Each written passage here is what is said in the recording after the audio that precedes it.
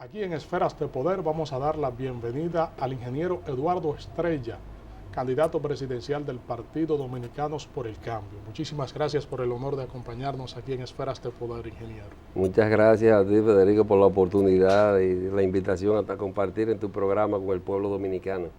Ingeniero, el tema político se calienta, el ambiente proselitista aumenta su agitado curso y ya queda poco tiempo para las elecciones de mayo próximo. ¿Cuál es la oferta programática sobre las cuales se basan los pilares de su candidatura presidencial? Mira, fundamentalmente, Federico, nosotros hablamos en Dominicanos por el Cambio de la transparencia, del empleo, la educación y la seguridad ciudadana.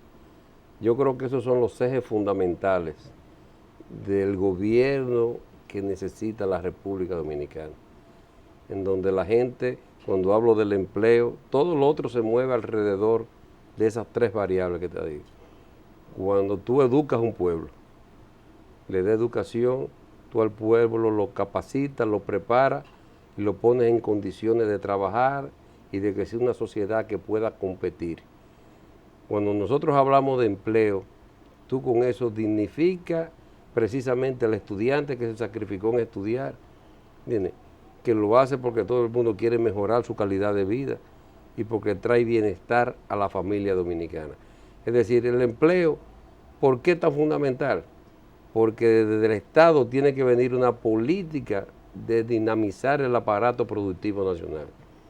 O sea, no es posible que hoy en día en la banca nacional, por decirte un ejemplo, el gobierno central tome más dinero prestado que lo que la banca le dispone a la agricultura o le dispone a la industria de la República Dominicana, que son los grandes generadores de empleo.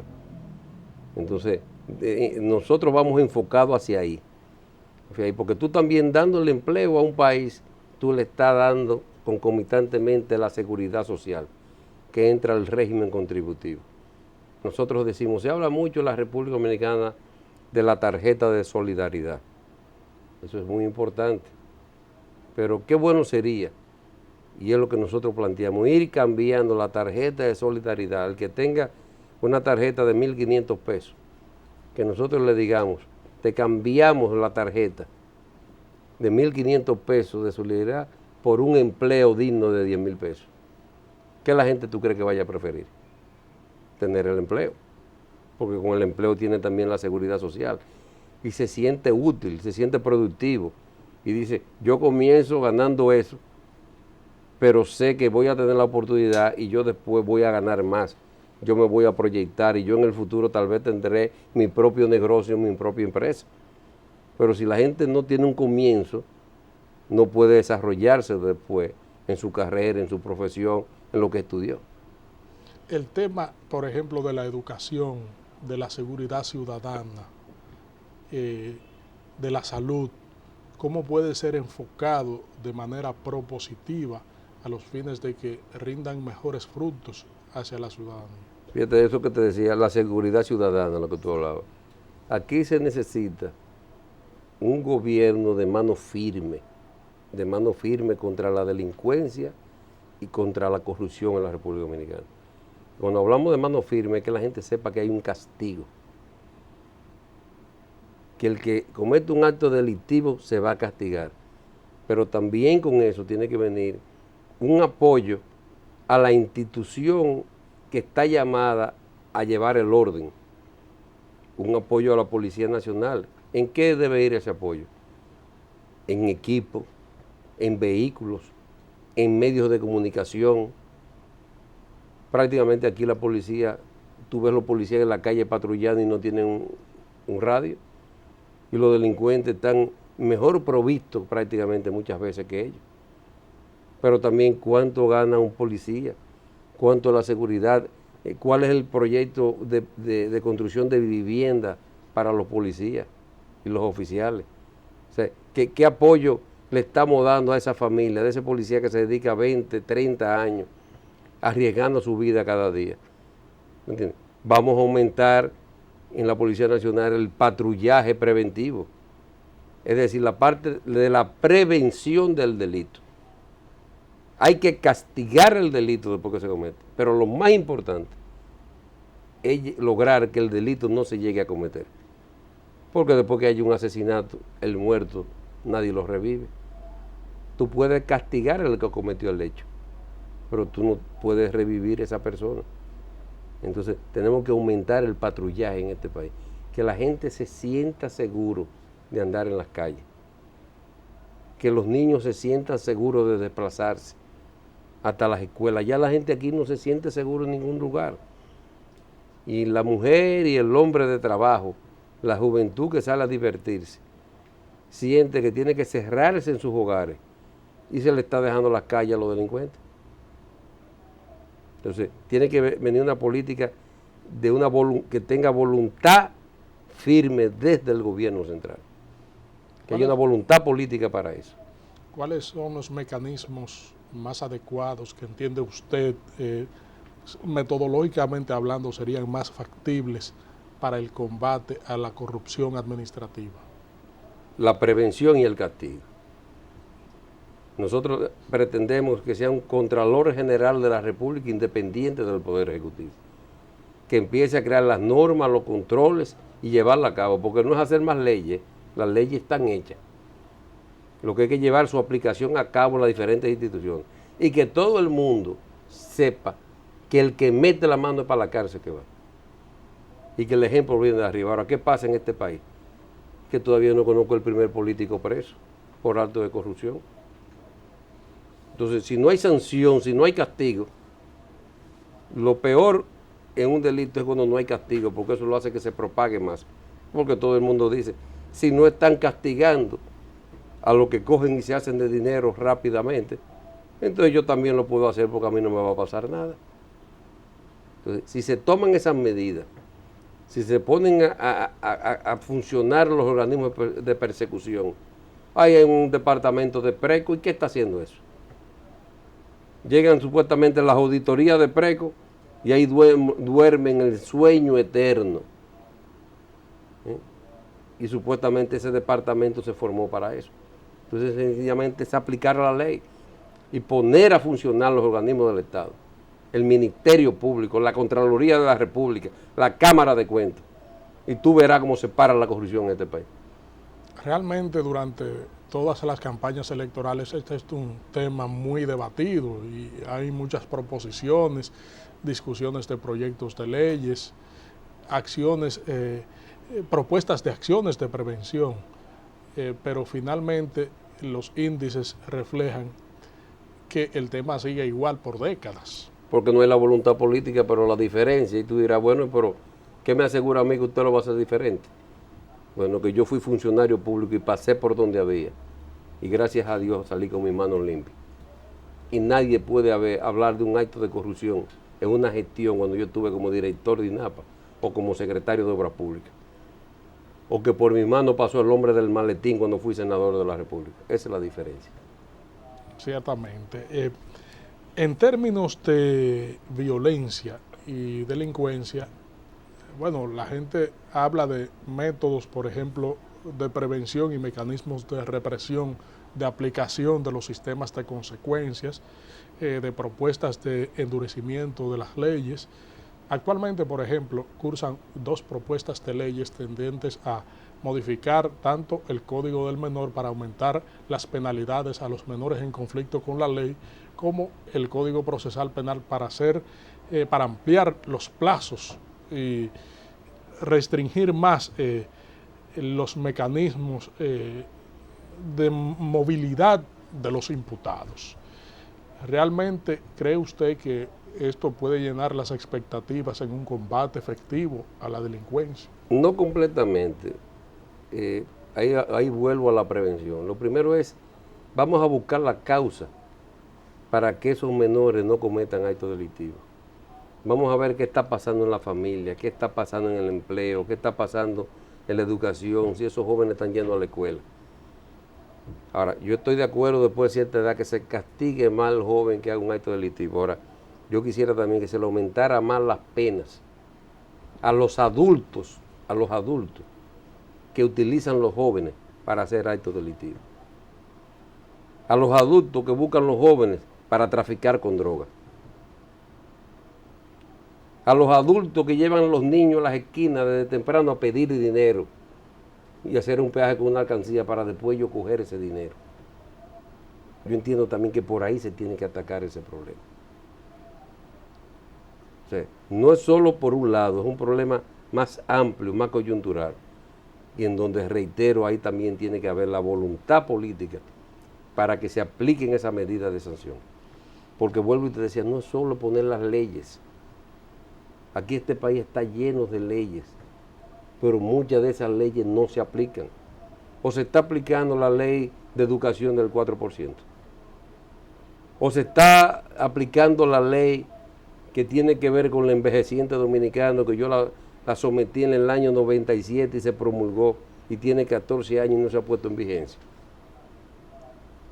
Y como esa hay muchas leyes en República Dominicana que sencillamente no se están aplicando porque no hay voluntad política. Vamos a aplicar las leyes que están y lógicamente hacer las modificaciones que haya que modificar. Pero si no hay la voluntad política para aplicarla como están, tampoco la va a haber para aplicarla después que se haga la modificación. Realmente con el factor delincuencial a veces se liga el factor oportunidad, acceso al empleo, estrechar los lazos entre esa desigualdad y la carencia y el acceso a una oportunidad de empleo. ¿Cómo deben concatenarse esos factores para hacerlo más equitativos? Mira, tú tocaste un punto nodal ahí, que es la desigualdad. Y esa desigualdad social, desgraciadamente, yo digo que aquí le está propiciando el gobierno dominicano. Y tú me dirás, ¿por qué? Muy sencillo. No es posible que cuando un salario mínimo sea de 5,000 o 6,000 pesos, que gana un policía en Guardia, aquí en el país hay un funcionario que gane 1,5 millones de pesos. 300 veces el salario mínimo. Cuando en las sociedades más desarrolladas, ni el presidente de la República gana más de 30 veces el salario mínimo. Esa desigualdad se está propiciando desde el Estado, desde el gobierno, de las instituciones públicas, y en donde en muchos casos, a veces los que más ganan son los que menos trabajan. Entonces, el Estado debe ir volcarse hacia el aparato productivo, no hacia el clientelismo político. Vamos a financiar la pequeña y la mediana empresa. Vamos a financiar el campo dominicano. Vamos a financiar el sector de la construcción. Vamos a financiar el turismo. Vamos a financiar la industria. Y tú verás cómo hay fuentes de empleo y oportunidad y cómo se reduce la brecha social que hay en la República Dominicana. Ingeniero Eduardo Estrella, vamos a pedir su anuencia para hacer una pausa aquí en Esferas de Poder y en breve regresamos.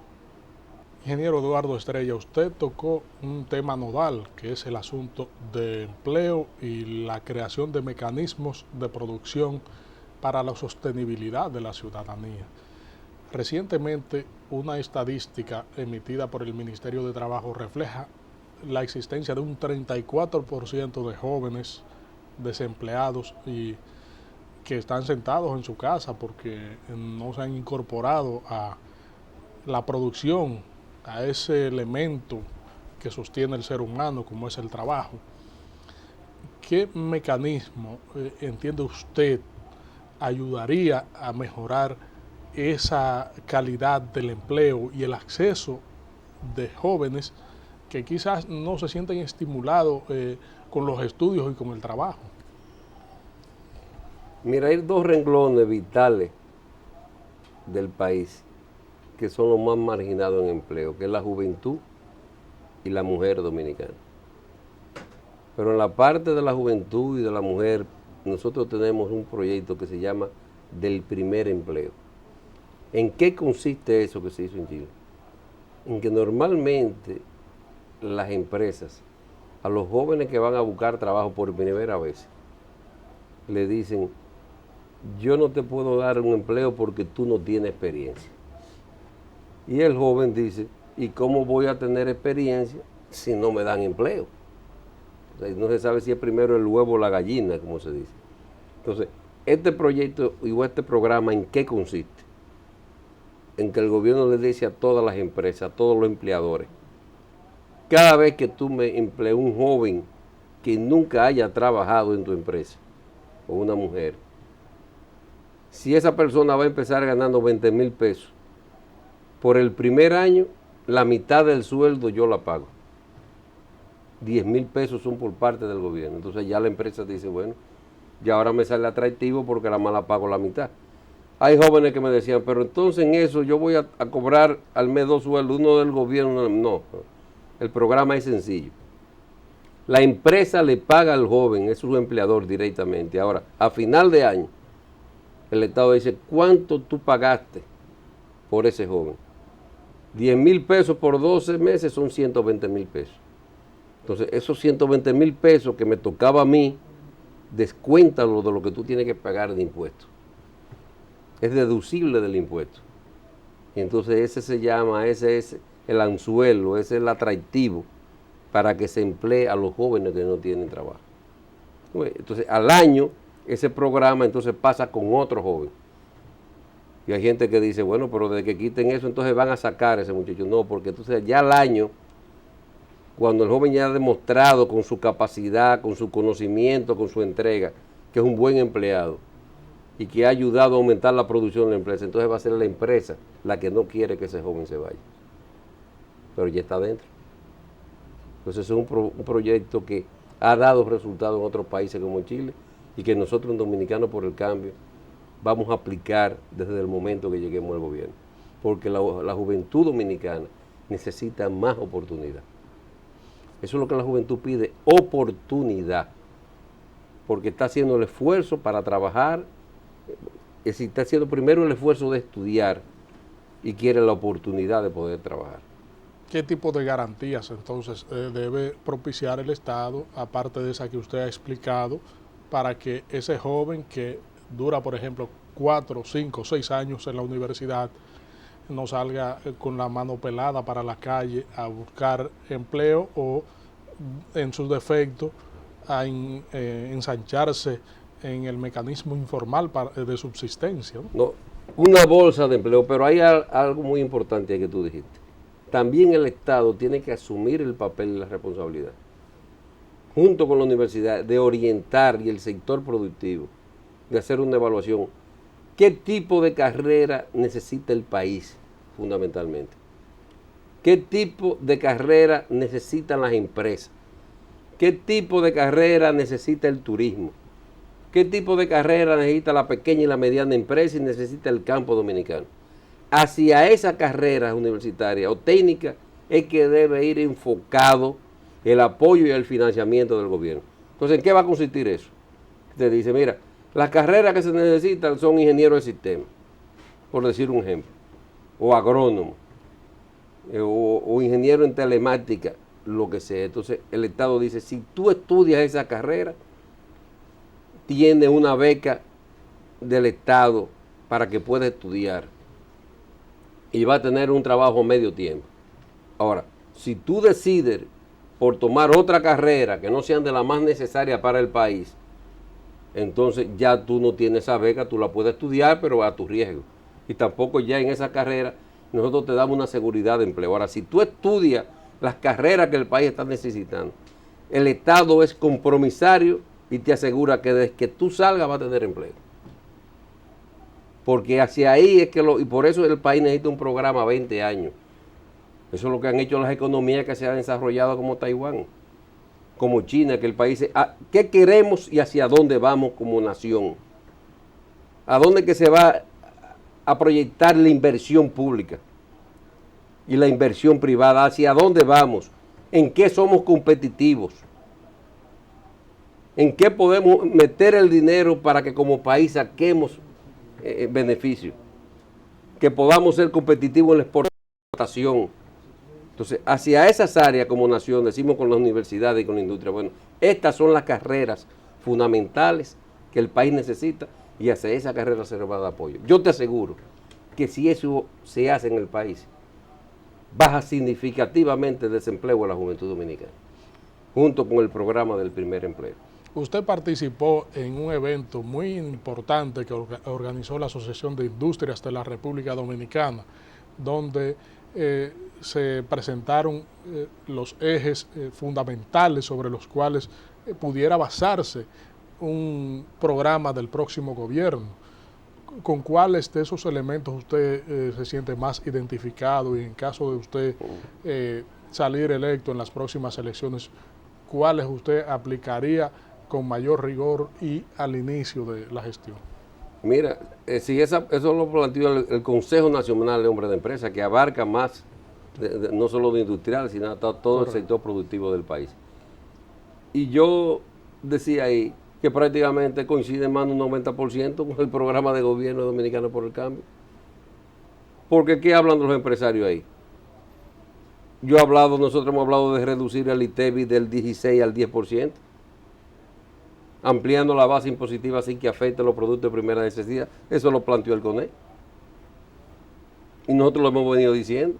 La parte de la inversión en la educación, la parte de mejorar el financiamiento, que no es posible que en el país el que tenga una finca no pueda conseguir un financiamiento para un tractor o para instalar un freezer de guardar la leche, o para una pequeña empresa comprar una maquinaria, y sin embargo consiga financiamiento para una jipeta. Y eso lo dijo el CONE. También el CONE hablaba de la corrupción administrativa y que nosotros hemos abogado tanto de que hay que ponerle control y castigar eso. Entonces, la mayoría de los puntos que tocaron ahí son puntos coincidentes con nosotros. Definitivamente. Es decir, eso nos dio más tranquilidad de decir nosotros estamos claros y no andamos mal. Y el sector empresariado también demostró con eso que está claro que sabe por dónde son los ejes fundamentales. Nosotros hablamos de la diversificación de la energía eléctrica en el país, de las bases de la energía eléctrica. Vamos a producir a base de carbón y de gas natural para poner una matriz energética que sea menos costosa y que el dinero le llegue, le cueste menos la luz al consumidor. Nosotros hemos planteado de que en el país se ponga el medidor prepagado, que no es más que un medidor con tarjeta, como es el teléfono celular con tarjeta que utiliza la gente. Aquí hay personas que cierran su casa un mes, una señora, y se va para una hija para Nueva York, y cuando viene en el mes, la factura eléctrica llega más alta o igual que el mes anterior. Entonces, si tú pagas con una tarjeta que tú la compras antes, no te pueden facturar, porque si tú no pones la tarjeta no gastas. Por decirte solo un ejemplo del beneficio que ese sistema tiene. Y tú dices, ¿por qué no se implementa? Pero algo fundamental que me gustó de la propuesta del CONE es el lema que usaron de rompamos la inercia. Y eso es lo que yo digo, no solo en el aparato productivo nacional hay que romper la inercia en el país, sino también en la política. A la gente que rompa la inercia, que se ponga de pie, que no seamos indiferentes, que ya está bueno de que nos quieran imponer dos partidos políticos de la partidocracia que son más de lo mismo, y que haya un poder de decisión que la gente pueda escoger entre otra tercera opción. Hay que romper la inercia, no quedarse en su casa. Usted tiene razón cuando dice que está disgustado, que ha sido defraudado, que ha sido engañado, que ya no cree en la mayoría de los partidos políticos. Tiene razón por lo que le han hecho. Ahora, la solución no es quedarse en su casa. La solución es usted levantarse y castigar a esos partidos con su voto, que es el derecho que nos da la democracia cada 4 años, de elegir. Entonces, Dominicano por el Cambio te está planteando la propuesta, la oferta de que este país, los cambios son posibles, que sí se puede y que este país tiene solución, pero que tenemos que romper la inercia. Vamos a aprovechar su anuencia para hacer otra pausa aquí en Esferas de Poder y en breve regresamos con el candidato presidencial del Partido Dominicanos por el Cambio. Estamos conversando aquí en Esferas de Poder con el ingeniero Eduardo Estrella, candidato presidencial del Partido Dominicanos por el Cambio. Ingeniero, ¿cuál es la política en torno a las alianzas electorales en las próximas elecciones? Porque ha habido un planteamiento, por ejemplo, del licenciado Atuay de Camps de crear una tercera opción electoral, de llevar un candidato que represente por lo menos una alternativa distinta al PRD y al PLD, que son los partidos que monopolizan actualmente el electorado nacional. ¿Cuál es su enfoque en torno a esto y su propuesta o su asentimiento, si lo tiene, en torno a esa proposición? Hay muchas personas que hemos coincidido en ese sentido. Nosotros desde hace un año, o más de un año, venimos abogando Dominicanos por el Cambio a esa gran convergencia, concertación nacional, como se quiere llamar, pero donde yo digo que tiene que ser amplio. No solo, la gente habla de partidos políticos, no solo de los partidos políticos, tiene que ser algo que vaya más de ahí. Es algo con la sociedad, es compromiso con sectores representativos, es compromiso con los productores de leche, es compromiso con el sector por una educación digna, es compromiso con el sector de la salud, la MD, con sectores, con las juntas de vecinos, con las asociaciones campesinas, con las cooperativas que tiene que haber en el país. Y donde sea un arcoíris, un abanico, como yo digo, desde izquierda, centro hasta derecha de la República Dominicana. Lo que está en juego aquí no son la ideología política. No es un problema en este momento de ideología. Es un problema de plan de nación, de hacer un compromiso de nación a 20 años, de traspasarle la capacidad al pueblo de que pueda exigir, no que la gente tenga que pedir. Muy diferente pedir a exigir, como es muy diferente votar que elegir. Una cosa es votar el voto y otra es elegir conscientemente. Entonces, en ese tenor, yo creo que se han hecho avances, se han hecho adelantos. Nosotros seguimos muy esperanzados en que se pueda lograr algo de verdad fuerte que represente lo que quieren las grandes mayorías nacionales. ¿En qué dirección marcha esta propuesta? ¿Se está hablando, dialogando? Sí, se está dialogando y yo te digo, soy muy optimista.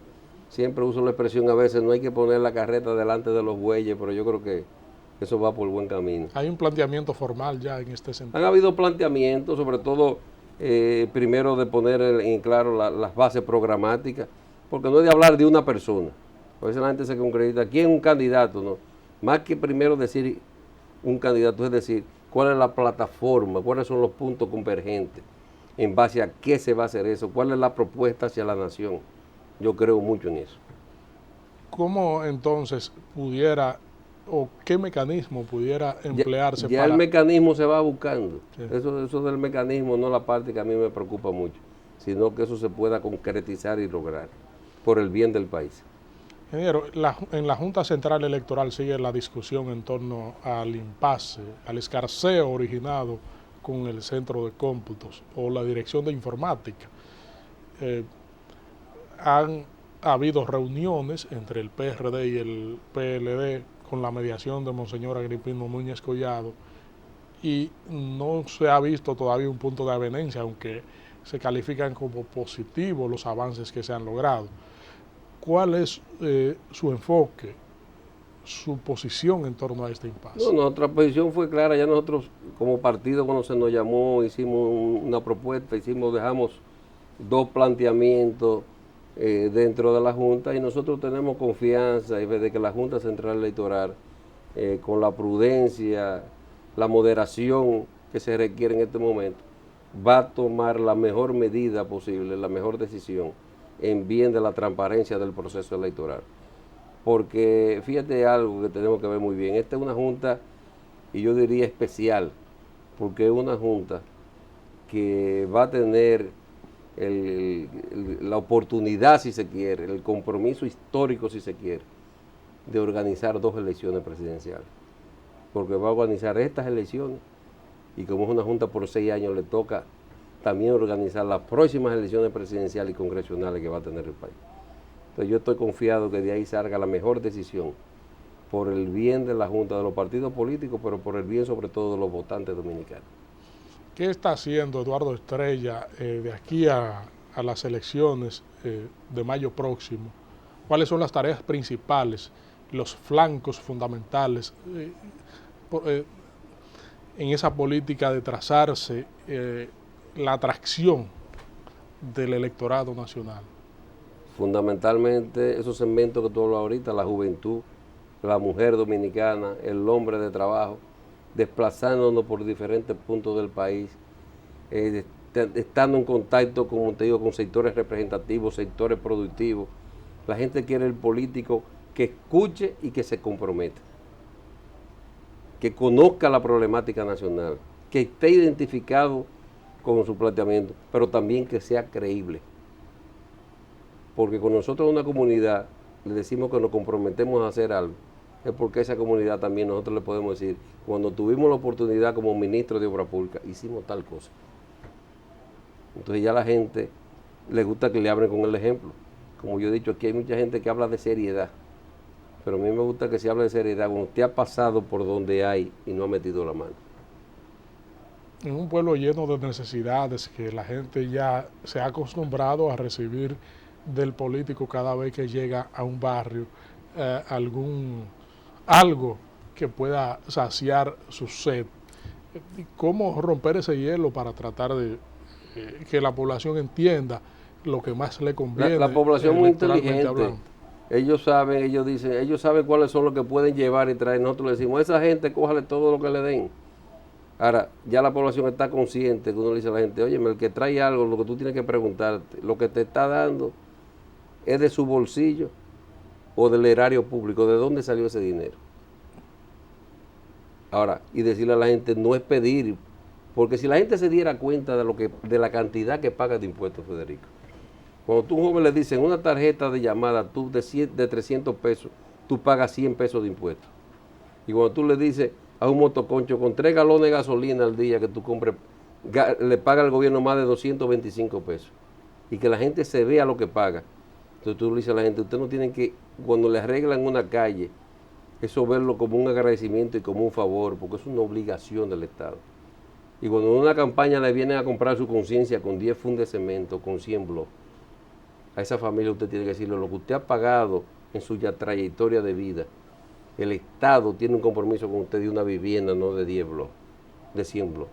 Entonces ya ahí la percepción es diferente. Cuando usted a un joven le dice, el día de las elecciones, si te traen 1,000 pesos, cógelo. Ahora, no comete el error de votar tu voto y de no elegir.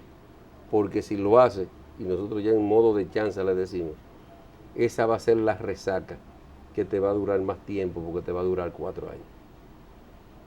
Entonces yo creo que ya la gente ha ido haciendo mucha conciencia y está muy clara de cuando muchos de los políticos van en momentos de elecciones a querer hacer lo gracioso y a querer dar en los barrios lo que nunca han hecho en 4 años.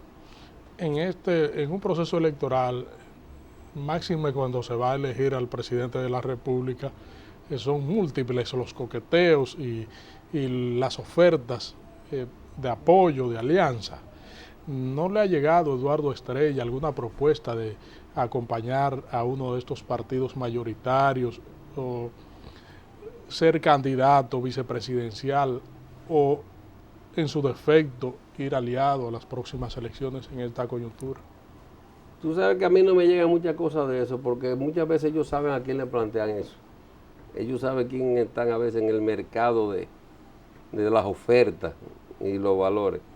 Nosotros en política, nuestro compromiso fundamental con la nación y con el país dominicano. Y cuando me plantean a veces dialogarme a uno de esos partidos, digo, ¿cuál es la razón que nosotros tengamos que aliarnos o apoyar a quienes son los culpables de la desgracia del país en los últimos 15 años? Porque como yo quiero lo mejor para mi país, yo quiero precisamente una alternativa diferente y que sea compromisaria con las soluciones que quiere el pueblo dominicano.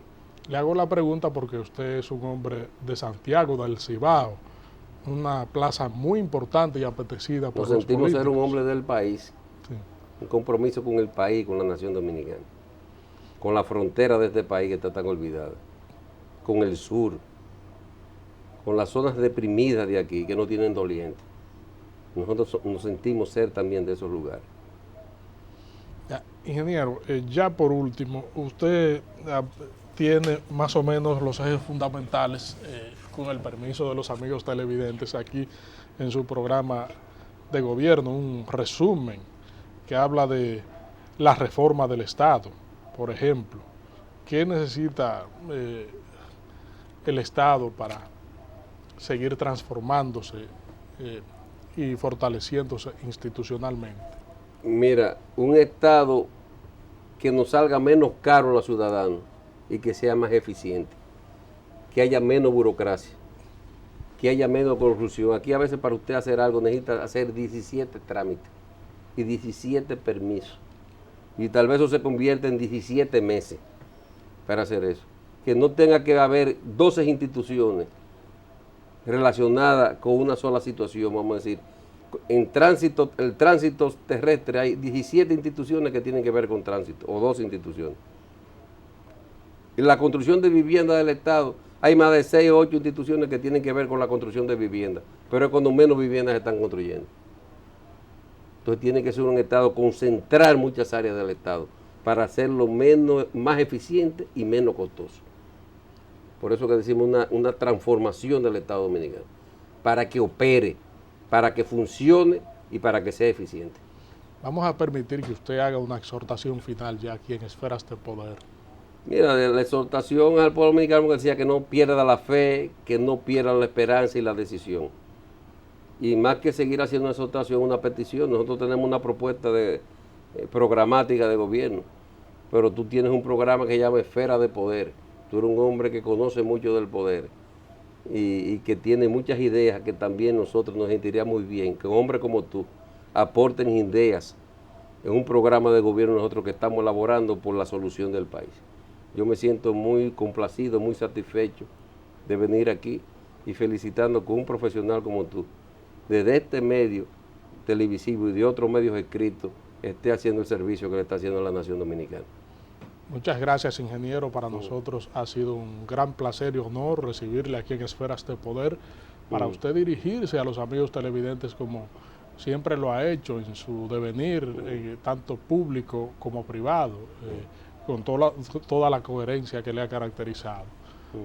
Para nosotros, repito, ha sido de gran satisfacción, y las puertas de Esferas de Poder siempre estarán abiertas para una figura como usted.